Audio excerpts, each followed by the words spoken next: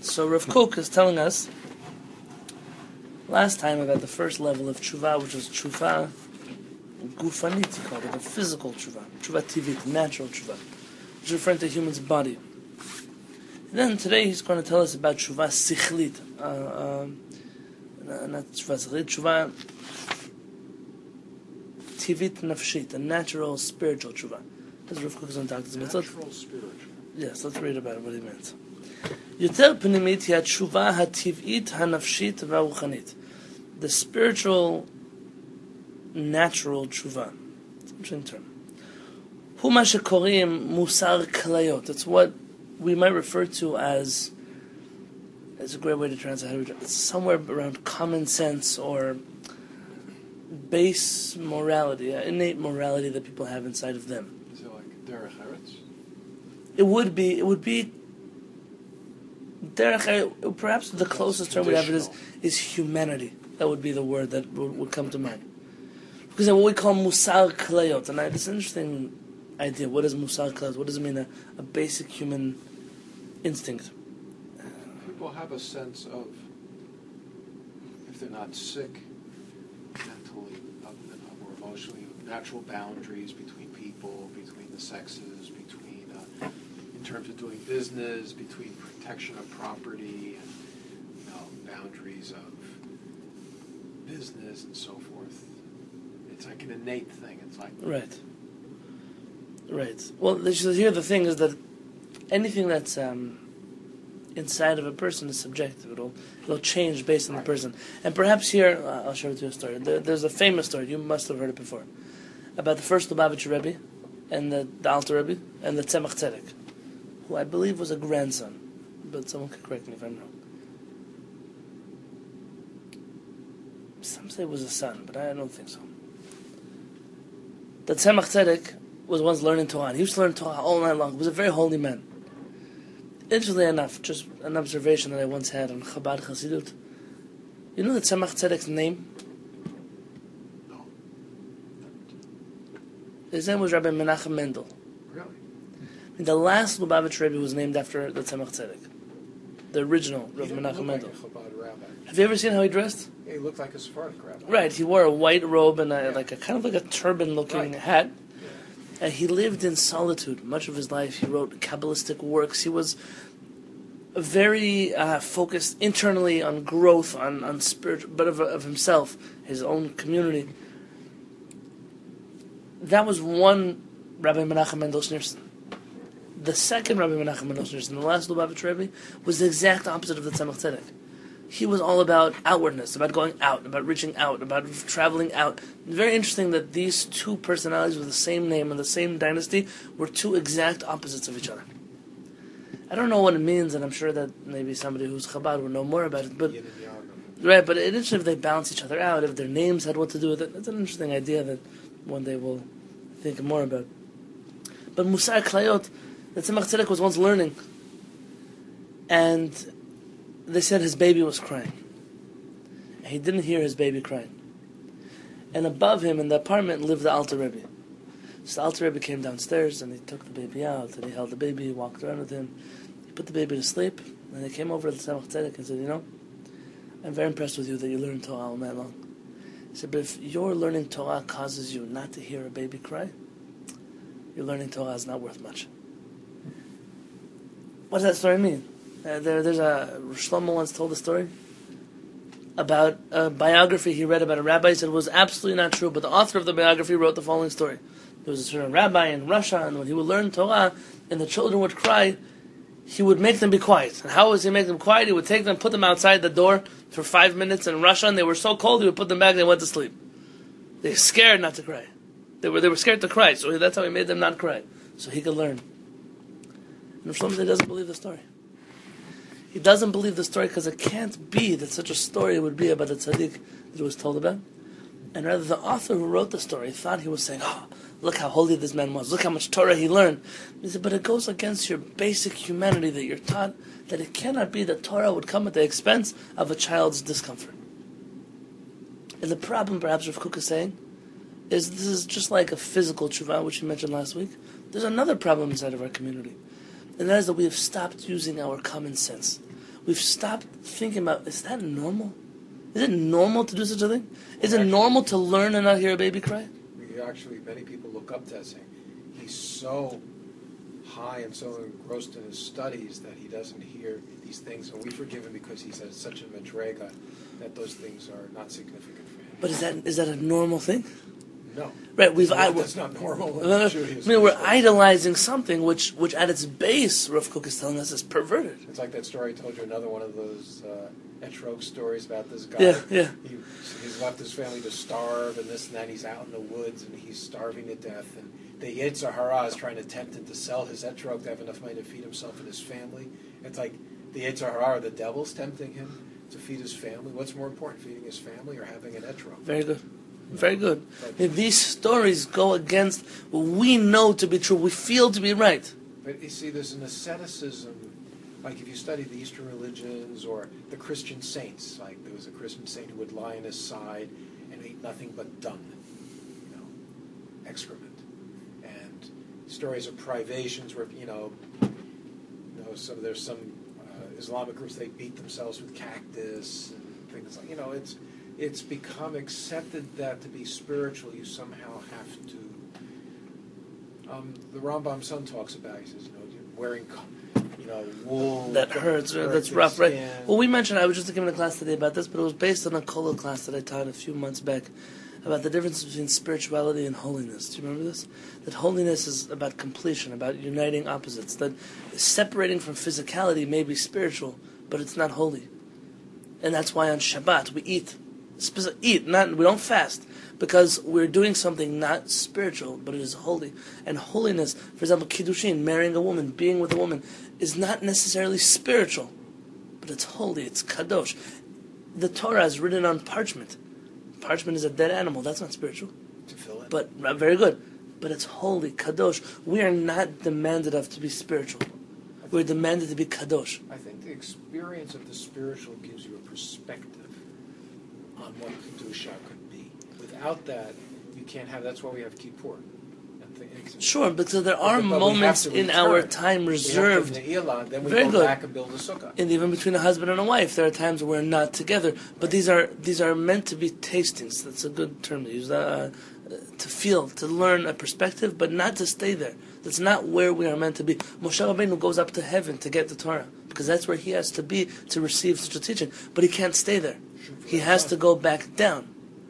Right? In return. But this is exactly what Kedusha is about. And Rav Kook says that when we betray our inner morality because of ideas that we've learned on the streets, we're making a mistake. It's a big mistake. Well, people don't even realize where they get it from. You were talking the other day in your very rousing midnight class, which I really enjoyed. Thank you. About how Christianized Jewish practice really has been. Absolutely. And the scary thing for me, for the scary words, but the concepts that are behind them, it scares me that there's recently been a lot of videos going around Rosh Hashanah, Yom Kippur, and I'm listening, and it's not. Maybe I'm not part of that religion, but I can tell you that they're not speaking for us. That's not what we find in our sources. Some of them there's also a new agey tendency in the Jewish one. Feel good, and we're talking about the ego. They're using the terms that I've seen in all the new age. Oh, very good. Like the other Rabbi Jacobson, not the one in that. Right. It's like I'll tell you, I struggled with this in Jerusalem, which a lot of the circles I was going around with were using a lot of these New Age terms, especially New Age terms that were meant to sound scientific to a certain point, if you know what I'm talking about. Like it's also marketing in a way. It's kind of like, well, we'll get the young people in by putting in this pretty little package, but it's not honest. So I'm okay with packaging things, but it isn't honest. It's not the way, Rav Peretz, I once brought all the ingredients. I once brought someone to Rav Peretz's class. And he walked out of the class and said, "What did you think?" "That was so boring," he told me. I said, "Why?" And he said the following very true observations. Rav Peretz didn't start with a point and end with a point. He just taught. He said he didn't tie any ideas together. He just read and translated. He said he didn't say any earth-shattering pilpul, any mind-twisting ideas, just very simple Jewish concepts. I said, "Well, that was pretty boring." I said, "That's exactly the problem.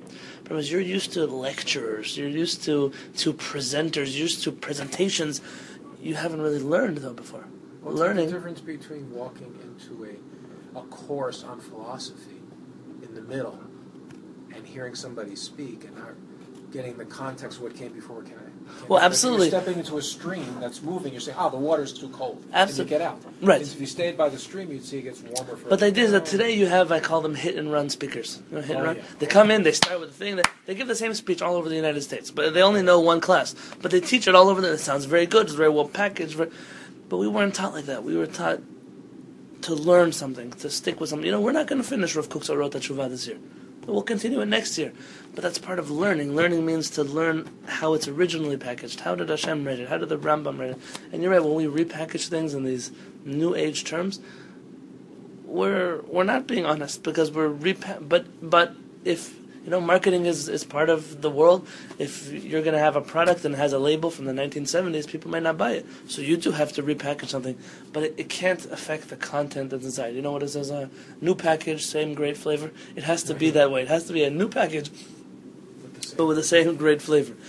So Rav Kook says something very interesting. He says that if a person is truly connected to his inner consciousness, his inner morality, that's Musar klayot literally means the musar, the ethics of your klayot, of your kidneys, like your gut instinct. If you're really connected, what does it say in the Talmud? The kidneys decide. We use the word klayot, klayot, and the liver kaved right considers. It has every one of these, and we know that technically, if you'd ask a scientist, the heart just pumps blood; it doesn't feel. Yeah, but that's actually only the last 150 years. Right. Before that, all medical traditions gave importance to emotional connections to the organs. That's so, why we say, this guy has a lot of gall, or I feel bilious, or very good. Fear in both. Jewish well, the word my gut instinct that would be your gut doesn't have any. No, it does because we attribute the same neurotransmitters in the brain are also in the gut. Right. That's a scientific fact now. So we are using this term to refer to base morality, if I can call it that. It says Rav Kook, Teva hanefesh ha'enoshit, the base human nature, hu lalechet b'derech yishara, is to go on the way of the straight path. We Jews argue with Christians in one very big way, not about Mashiach. Christians believe that man is evil from his youth. We're born evil. We're created evil. We need to be saved. We need to be guided. Kehillat, it says, Asher asah Elohim et ha'adam yashar, that Hashem created man straight, proper, upright, upstanding. But what about us? V'hema bikshu cheshbonot rabim. But we started, very good. We sought many inventions. We're the ones who are twisting our thumbs. We're the ones who are making things that are evil right, and the things that are right evil. We're doing that. But HaKadosh Baruch Hu created us with an innate morality. And Rav Kook says we must be connected to that. There was a rabbi, I think his name was Silverstein, he was a heavy Mosaic guy, but he said something about how the human being is not satisfied with just water, bread, one wife, a house. They're always creating new desires and new inventions, and that's why you look out there. One year it's Beanie Babies, the next year it's Jaguars, and so on. We keep creating these things that are supposedly going to satisfy us more than the simple things that we have. Very nice. And it creates a distortion of the human But being. we are the ones doing it. Yes, we're the ones doing it. And you should know that the Rav Kook, he writes us on he has a siddur, Olat Raya. He has a commentary on the siddur. And Rav Kook that writes that basic person's life is programmed to do good, to do what is just, to do what is right. And we, over our life, either we experience certain things or we come in contact with certain ideas or certain people that cause us to go astray. But Rav Kook here says that if a person knows that they're on this path, when we fall off this path, when we fall into chet, I hate the word sin, so I won't use it, but chet, so long as his soul hasn't been completely destroyed by the chet, this innate straightforwardness of Musar will guide a person's soul, and the soul will begin to hurt. You'll feel a certain pain by doing something that's incorrect. והוא מזדרז לשוב לתקן את המעוות, and a person will therefore hurry to fix that which is destroyed, that was problematic. עד אשר הרגיש כי נמחה חטאו, and then he'll realize that his chet was wiped away. What does that mean, a soul being destroyed? And if it's destroyed, how could it be recovered? It's not a physical entity. It would seem more there would be something being disconnected from that aspect rather than actually destroyed. I mean, I understand if you do great evil, God So forbid, nishchata could also mean, perhaps the more correct translation is corrupted. If it has not become totally corrupted. I'll give you an example. Our rabbis tell us that if you do an avera once, you'll do tshuva. Twice, you'll do tshuva. After a few times, nasalo keherger, it becomes normal for you. And once it becomes natural for you, nasalo keheter, it becomes mutar, it becomes okay to do. Suddenly you'll see a person that, I once knew a person, I used to keep Shabbat, and they moved away, they had to drive to shul on Shabbat, and then the first few weeks they were doing it, they felt very bad that they were doing it. And then they came up with all kinds of inventions of why it's better for them to drive than it is to walk to shul closer to them, because the person, once they get used to their avera, I mean, they're not constantly doing tshuva, they wait till Yom Kippur, they wait till once a year, their neshama is so corrupted to the point where they don't have that innate feeling of I'm doing something wrong. They don't realize they're doing something wrong, and therefore they need to learn, they need to understand that they're doing something wrong. But a person, let's say you always, let's say a person never steals, and once he stole, something happened, he took $1 more he should have taken from some, whatever it was that happened. The first time he does it, he'll feel terrible. And if he fixes it, then he'll keep feeling terrible when he does it. But if a person steals and then he doesn't fix it, and then suddenly the $1 will become $10, will become $100, will become $1 million, he'll find himself in the middle of some Ponzi scheme. And that all happened because he got used to it. Getting used to an avera, as my father always says, that you can get used to everything in life. He said, for example, if you hang a person, he shakes, and then he gets used to it. A person dies at a certain point, their soul becomes dead almost. It becomes numb. That would be the word. And when a person's soul is numb, it's not sensitive to the things that it's doing right or wrong. And being numb is a very dangerous thing. And so Rav Kook has one last sentence for us. He says, Chelik zesh la tshuva, this part of tshuva, connecting with your base human instinct, hu musubach al memod. It's very complicated. Taluhu b'tnaim rabim, there are many conditions that come along with it. Pnimim v'chotzonim, internal experiences, external experiences. There are many ways to be mistaken. You might feel like something is right, but really it's wrong. So a person has to know, am I feeling my innate humanity, or am I getting in touch with something else? Certain things you must stay away from. But it's one of the basic values of tshuva, is that a person knows what they're supposed to be doing. It's built into a person that I should be living my life this way. Because if a person, we said last week that to do tshuva means to become normal. If we believe that by doing tshuva you're becoming a different person, you're not tshuva, you're not returning. You are becoming someone new. You're born again. That word, born again. Born again is not a Jewish concept. Even though we do find that word in Chazal, that if a person does tshuva, it's as if he's born again, but in the regard of having a clean slate. But not becoming a new person. You don't become a new person. What about someone who quote-unquote convert? So I just spoke about this today in the morning. In Kabbalistic works, ger is referred to as a Baal Tshuva. A person who has returned to what he originally was meant to be in this world. Right. Which is a very deep concept. It means that... It means that then, again, it's part of that whole, we don't differentiate between a Jewish and non-Jewish soul. Yes, and then on top of this, it also means something more dangerous, which is, I taught the ladies today that it's not true that we don't proselytize. It's not true that we don't believe that non-Jews should be Jewish. We don't force people to do that. We make it hard for a person who wants to do it. But we do believe that if a non-Jew truly thought about the world and spirituality in his life, he would realize that it would be proper for him to be Jewish.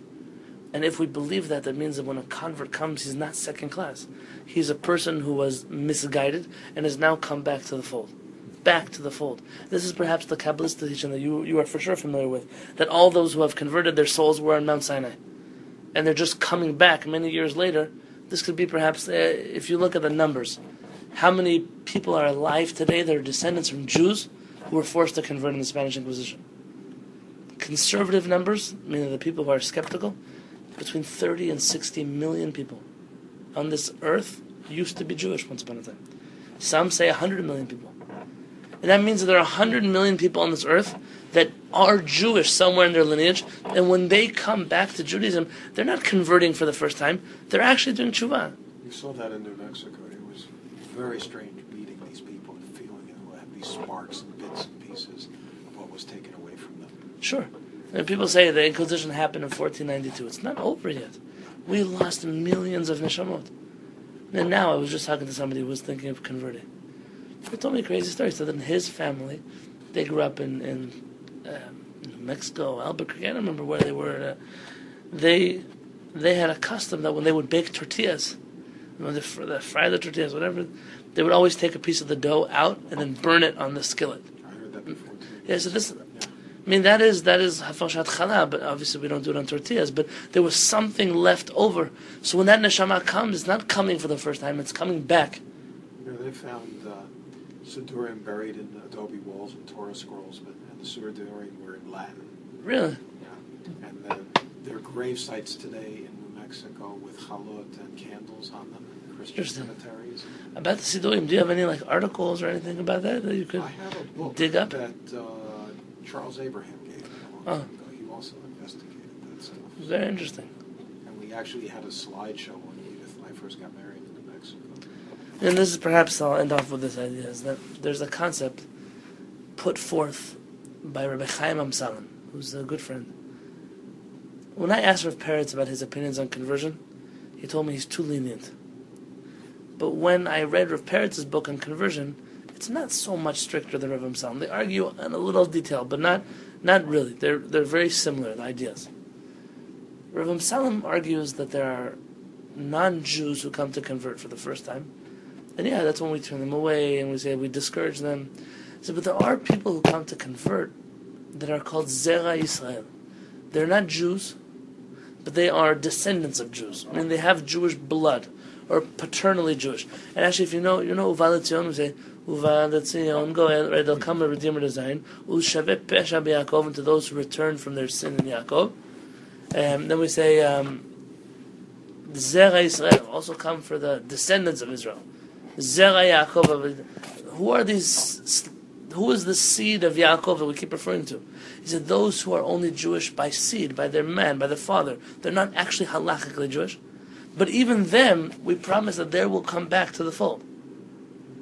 And there's something very interesting. Rav Amsalem suggests, based on hundreds and hundreds and hundreds of Rishonim and Acharonim, based on hundreds of them, he says that if a non-Jew comes back and his father was Jewish, or he's, let's say, from the Soviet Union, and he doesn't know exactly if he's Jewish or not, we should make the conversion standards very easy, because this is a person coming back to their family. It is not a non-Jew trying to transfer over. And he has hundreds of sources to prove this.